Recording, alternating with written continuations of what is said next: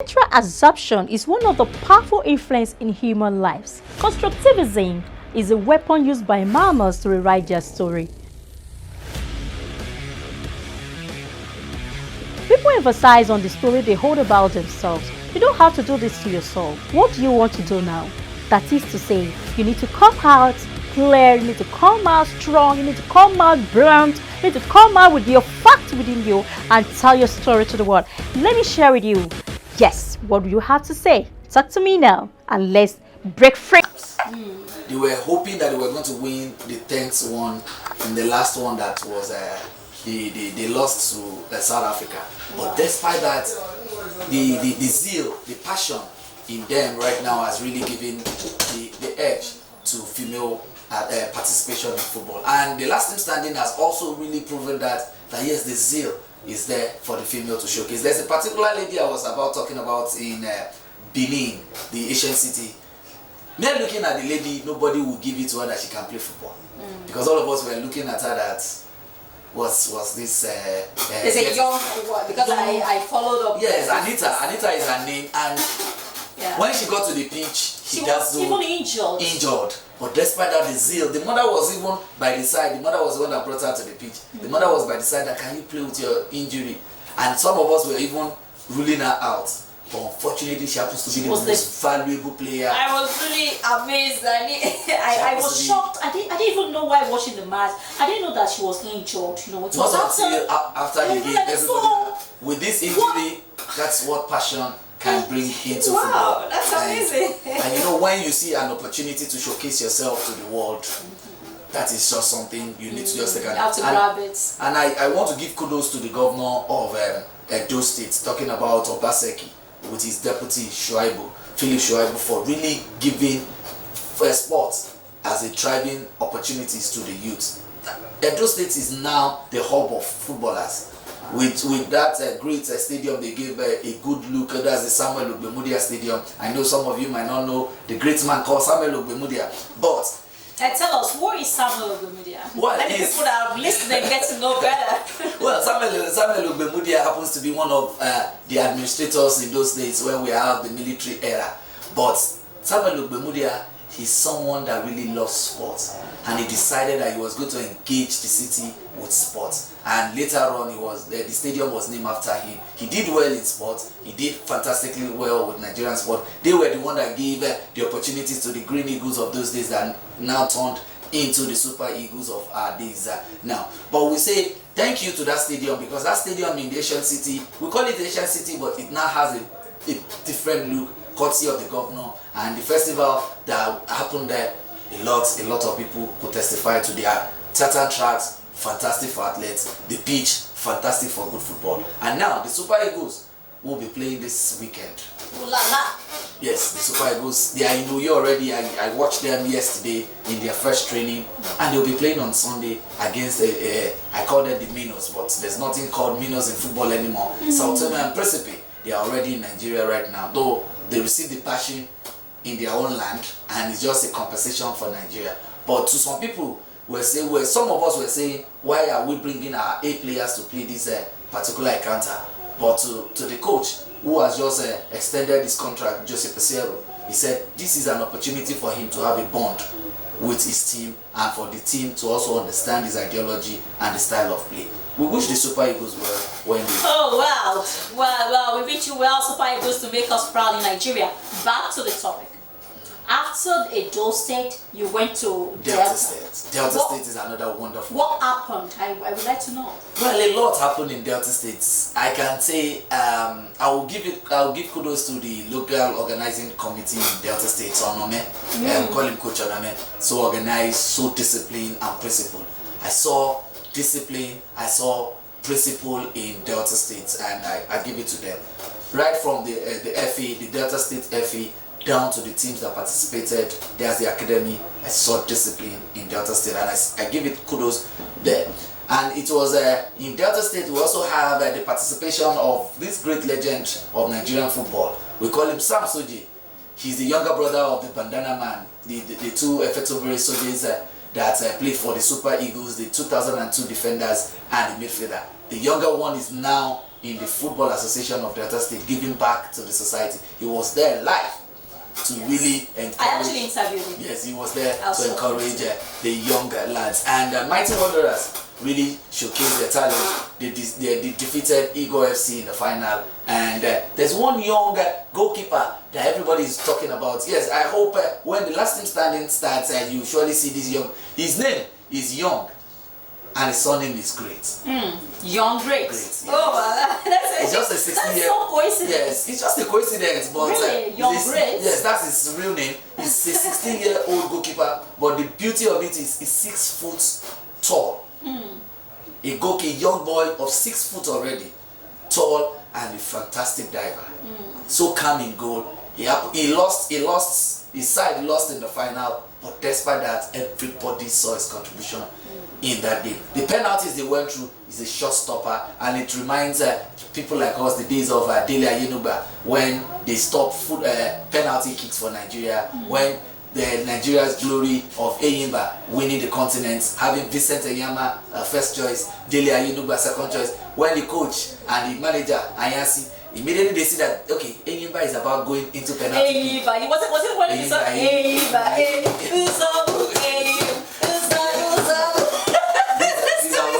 These are wonderful things that have really... I never knew.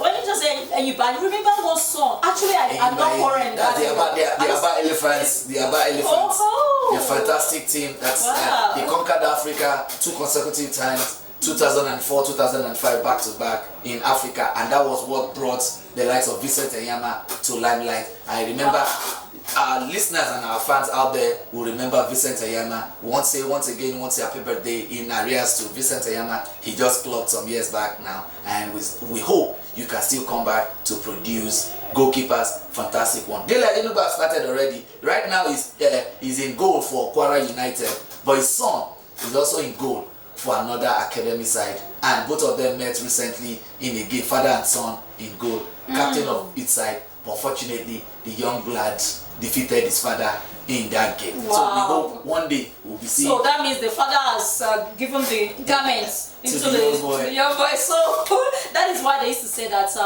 a server, a servant should be a master more than the master. Yes, because you need to learn the best from the great ones. Jesus Christ said, I'm sorry, I'm going to quote you. He said, "You shall do greater work than this." So it is something imparted from the creation of the world.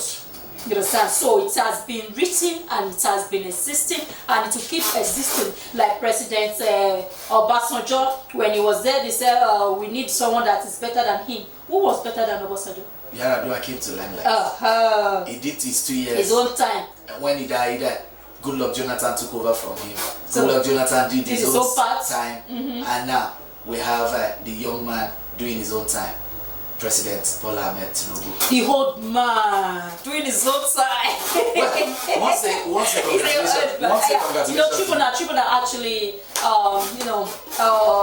granted his election, and he has been declared as the winner in tribunal. Though they can still but the process is still on until November 5th. They can go to Supreme Court to appeal. Until November 5th. For somebody like me, I want us to forget courts. He's already sworn in. Yes, he's already ruling Nigeria. He's already celebrating 100 days in office. Right. He's already in India negotiating for the G20. So why are we disturbing ourselves? Why not let us come together and face things? Reality. Reality. Yes, to move subsidy, we are facing this. We are facing the repercussion. No, not really. Do we see it to be those policies are good policies? It's a good policy, but the strategy it took in coming in, to remove the subsidy is what people are not agreeing with. And I myself disagree. Removing the subsidy is a need. Any government that will win the election, they are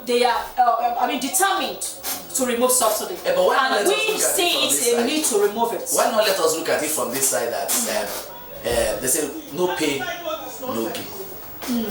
So we need to have a little pain to have a brighter gain. Definitely, but we are just recovering from cashless. It's a kind of time that it could have taken, maybe probably notify that something like this is going to happen. It has been like that. It's actually let us 3 months in office. He was not the one actually. He was just the one that announced it. It was a shock. It was just no. It was never a shock to Nigeria. It's not a shock to us. It's not as if we are not aware that subsidy will be removed. The past president. But people are not yet.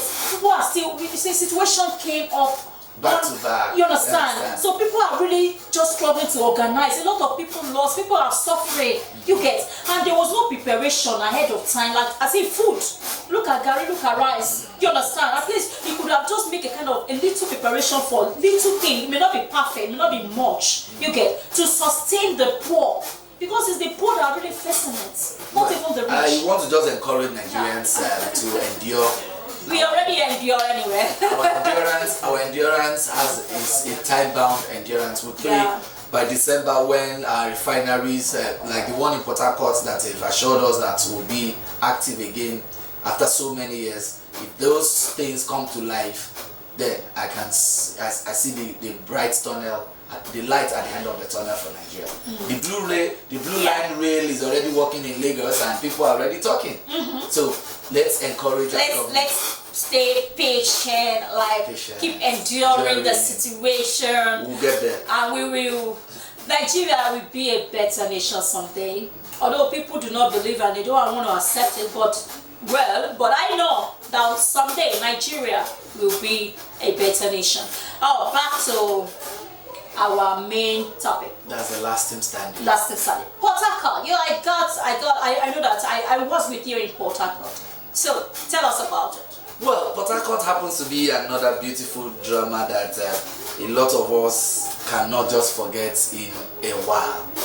Port Harcourt, the Garden City. We call it the Garden City, and the Nigerian Air Force Base happens to be the ground where some of us saw succor into it. Like somebody like me, I was in Port Harcourt 2014, but because of my negative experience in Port Harcourt, I was afraid going back to Port Harcourt.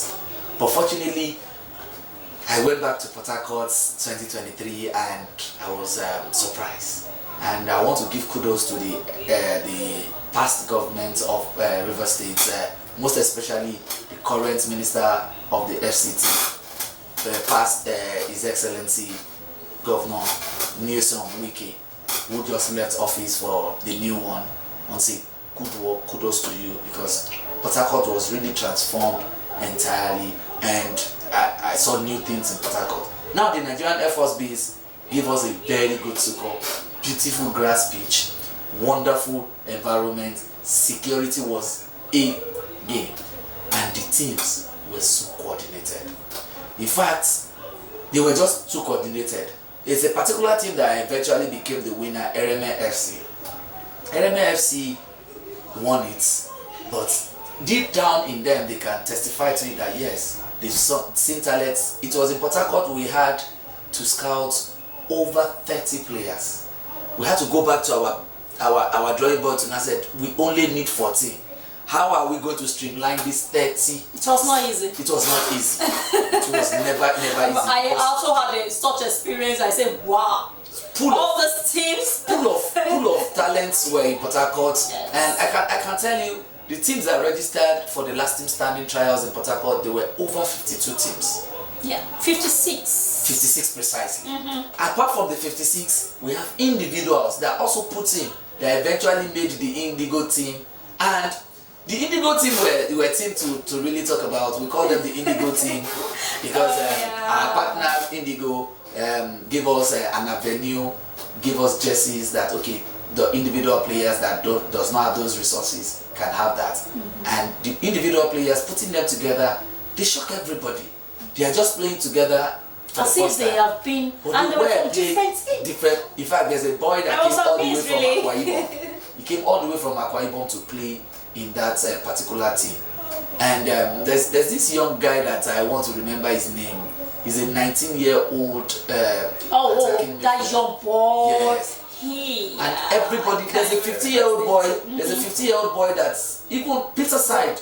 Peter Side was there like that's a. But that one, his height was obvious. So he was so short, and I was like, what? How can this one play with this taller, or forget about their age? They may be young, but they were tall. And the truth of the football is that your foot will speak. And But this young boy was so short. but the foot spoke well for him. I was like, what? As in, how was his foot was able to master the ball, like even more than those ones that were tall, that were even huge. Well, stature does not talk more about your talents. Lionel Messi is an example of short people that have done wonders. He's already nominated for the Ballon d'Or again. So short people are always known to do They are justice. unpredictable. Yes, they are always. And in Port Harcourt, we have legends that came around. Rangers coach, former coach that won the Nigerian Premier Football League some years back, talking about Imama Amakpakabo, also came to Port Harcourt. He was in that program. He scouted players because he wanted to recruit players for his new team that he's going into. And the man, we call him Pastor, you call him Deacon. Peter Saidida, a fantastic goalkeeper in his playing days for Nigeria, was there live and he saw things. In fact, there's a particular player, he had to collect his contact. He said, this player must not leave my state. That Rivers United must have this player. And he spoke with Stanley Eguma immediately. And Stanley Eguma asked him, bring this boy, let him come and have his trial. So hopefully we'll see more. The last team Stanley have already started yielding results by players being scouted by professionals and trying to put them together. But the beauty of it is, what will Abuja bring to Limelight? What will Kaduna, that's another sporting nation, what will Kano also give to us? I can't wait to be in the north to experience this. All the grounds have been made clear in Abuja. I just want the event to start official. Oh wow, that is great. There is something you miss here. There was a coach that was so funny. Yes. Because I was watching and I said, who is this coach? You're talking about the Skyhawk coach. He's a military officer. He's a member of the Nigerian Air Force Base member, but he's also a passionate person for He's a real football. coach. And whatever he has done, he's going to be with the. He really needs to go to Super Eagle. He needs to go to the comedy, the instruction from the sideline, his drama, everything. You need to see it. You need to see what the coach and he brought what we call the comic relief to the seriousness in everything. Where especially when his team is about playing penalty, I remember in one of his words he said, "I beg, my BP don't dey rise. No allow me faith for you." So he really did justice to it, and we want to say thank you. And the passion is, we want natural talent. Natural assumption is one of the powerful influences in human lives. Constructivism is a weapon used by mammals to rewrite their story. People emphasize on the story they hold about themselves. You don't have to do this to yourself. What do you want to do now? That is to say, you need to come out clear, you need to come out strong, you need to come out blunt, you need to come out with your facts within you and tell your story to the world. Let me share with you. Yes, what do you have to say? Talk to me now and let's break free.